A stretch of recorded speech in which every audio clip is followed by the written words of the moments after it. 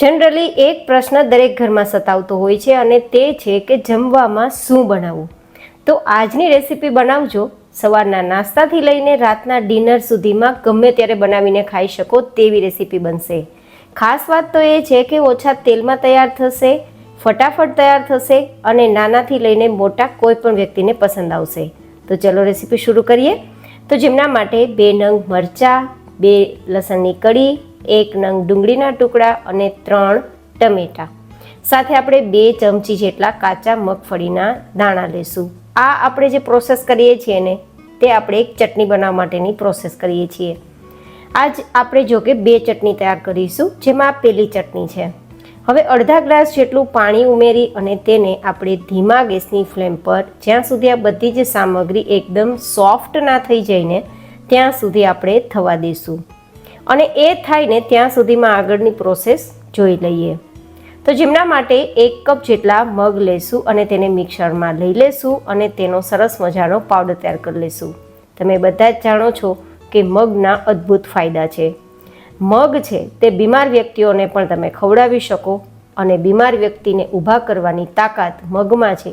તો જેમના માટે આપણે મગનો પાવડર તૈયાર કરી લીધો છે, આપણે એક વાસણમાં લઈ લીધો છે અને તેની સાથે અડધા કપ જેટલો રવો ઉમેરીશું અને સાથે આપણે સ્વાદ પ્રમાણે નમક ઉમેરી દઈશું. અને આપણી આ વાનગીને એકદમ ફ્લફી એન્ડ સોફ્ટ બનાવવા માટે 1 નંગ જેટલો લીંબુનો રસ પણ ઉમેરી દઈશું. અને હવે આપણે અહીંયા ગરમ પાણીનો ઉપયોગ કરીશું આપણા એકદમ સરસ મજાના બેટરને તૈયાર કરવા માટે. અહીંયા તમે દહીંનો ઉપયોગ કરી શકો છો જો તમારી પાસે ખાટું દહીં હોય અથવા ખાટી છાશ હોય તો. પણ જો ઘરમાં દહીં કે પછી છાશ ખાટી ના હોય તો અહીંયા ગરમ પાણી અને સાથે 1 નંગ લીંબુનો રસ ઉમેરવાનો રહેશે. હવે આ રીતે આપણે બેટર સરસ મજાનું તૈયાર થઈ ગયું છે. એકદમ રિબિન કન્સિસ્ટન્સીવાળું બેટર રાખવાનું છે અને તેને 10 થી 15 મિનિટ માટે સાઈડમાં રાખી દેવાનું છે. ત્યાં સુધીમાં આપણે એક બીજી ચટણી તૈયાર કરી લઈએ. તો જેમના માટે મિક્સર જારમાં 2 નંગ જેટલા મરચાંના ટુકડા, અડધા કપ જેટલું ટોપરાનું છીણ અને 2 ચમચી જેટલા કાચા મગફળીના દાણા લઈ લેશું. સાથે 1/4 ટીસ્પૂન જેટલું નમક મિક્સ કરી દઈશું અને લગભગ 1 કપ જેટલું આપણે દહીં મિક્સ કરીશું અને આપણે એક સરસ મજાનું ગ્રાઇન્ડ કરી ચટણી તૈયાર કરી લઈશું. આ ચટણી છે તેને આપણે એક વાસણમાં લઈ લેશું અને આ ચટણી થોડી ઘટ દેખાય છે તો આપણે અડધા ગ્લાસ જેટલું પાણી મિક્સરમાં લઈ ચલાવી અને આ ચટણીમાં ઉમેરી દઈશું. તો એકદમ સરસ મજાની ચટણી તૈયાર થઈ જશે. બિલીવ મી ગાઈઝ, આજની રેસીપી એટલી બધી ટેસ્ટી બનશે કે વાત ના પૂછો. અને હેલ્ધી તો બનવાની જ છે, જે તમે સામગ્રી ઉપરથી જોઈ શકો છો. તો હવે થોડા સમય પછી જોઈએ ને તો ટમેટાની છાલ નીકળી જાય ને ત્યાં સુધી બધું જ સોફ્ટ થઈ ગયું છે. તો હવે ગેસની ફ્લેમ બંધ કરી દઈશું અને આ બધું જ છે તે આપણે બહાર કાઢી લેશું. મતલબ પાણીની હવે કોઈ જરૂર નથી, માત્ર સામગ્રીઓને આપણે પાણીમાંથી બહાર કાઢવાની છે અને પછી તેને થોડું ઠંડુ કરવાનું છે. અને જે ટમેટાની છાલ છે ને તેને આપણે કાઢી લેવાની છે, કારણ કે છાલ છે ને તે આપણી ચટણીમાં એટલી મજા નહીં આવે અને પરિણામે આપણે ચટણી ખાવામાં ટેસ્ટ પણ નહીં ગમે. તો આપણે તેની છાલ કાઢી લેવી બેસ્ટ રહેશે. હવે આપણે બધી જે સામગ્રી છે તેને આપણે મિક્સરમાં લઈ લેવાની છે અને આ જે મિશ્રણ છે તેની અંદર આપણે 1/4 ટીસ્પૂન જેટલું નમક મિક્સ કરી દઈશું, થોડી હિંગ મિક્સ કરી દઈશું ચપટી જેટલી, 1 ચમચી આખું જીરું અને 1 નાની ચમચી જેટલું લાલ મરચું પાવડર કલર માટે ગ્રાઇન્ડ કરી દઈશું તો સરસ ચટણી તૈયાર થઈ જશે.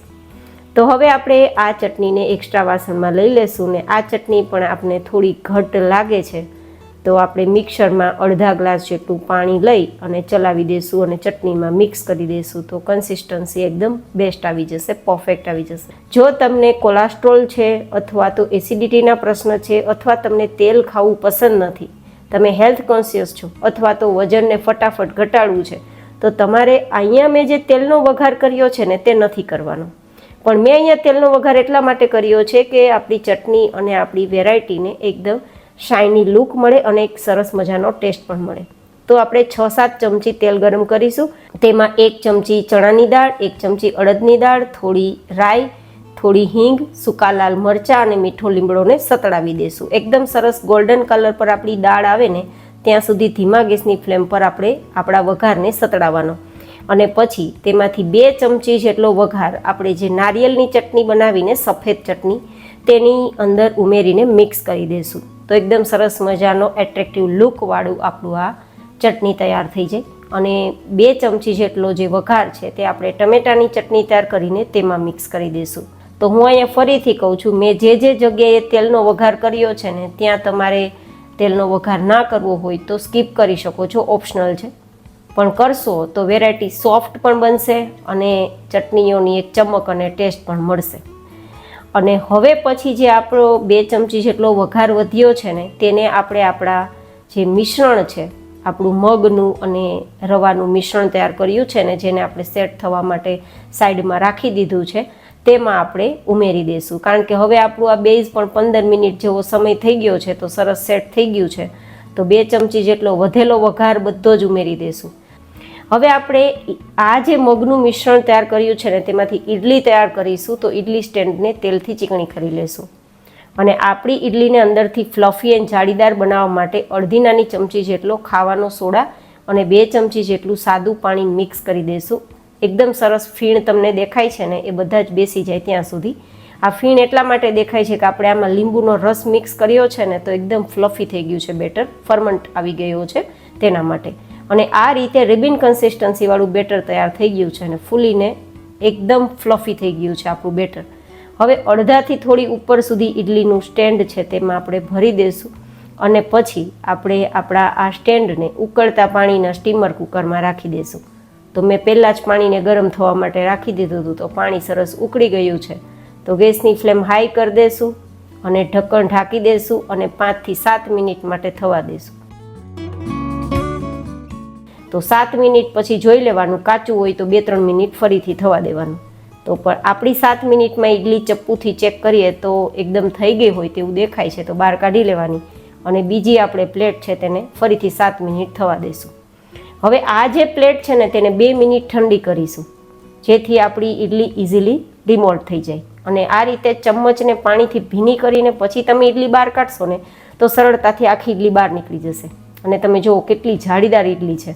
અને હું મુઠ્ઠીમાં દબાવીને આ રીતે એકદમ દબાવું છું, તેમ છતાં ઇડલીને દબાવ્યા બાદ મુઠ્ઠી છોડતા ઇડલી એ જ સ્થિતિમાં આવી જાય છે, બિલકુલ તૂટતી નથી કે દબાતી નથી. આટલી સ્પંજી એન્ડ જાળીદાર આપણી ઇડલી છે. કોઈ બિલીવ ના કરી શકે ગાઈસ કે મગમાંથી પણ આટલી હેલ્ધી ઇડલી તૈયાર થઈ શકે. જો તમે ક્યારેય ના બનાવી હોય તો એકવાર જરૂર ટ્રાય કરજો, તમને ખૂબ પસંદ આવશે. ઘરમાં ઘણીવાર કોઈ શાક ના હોય અથવા તો જમવામાં શું બનાવવું આવા પ્રશ્ન થાય ને ત્યારે આ વેરાયટી બનાવજો. સવારના બ્રેકફાસ્ટથી લઈને રાતના ડિનર સુધીમાં ગમે ત્યારે બનાવશો, ખૂબ પસંદ આવશે. મારી આ મહેનત પસંદ આવે તો વિડીયોને લાઇક કરજો, ચેનલને સબસ્ક્રાઈબ કરજો. ફરી મળીશું નેક્સ્ટ રેસીપીમાં. ત્યાં સુધી stay healthy and stay happy.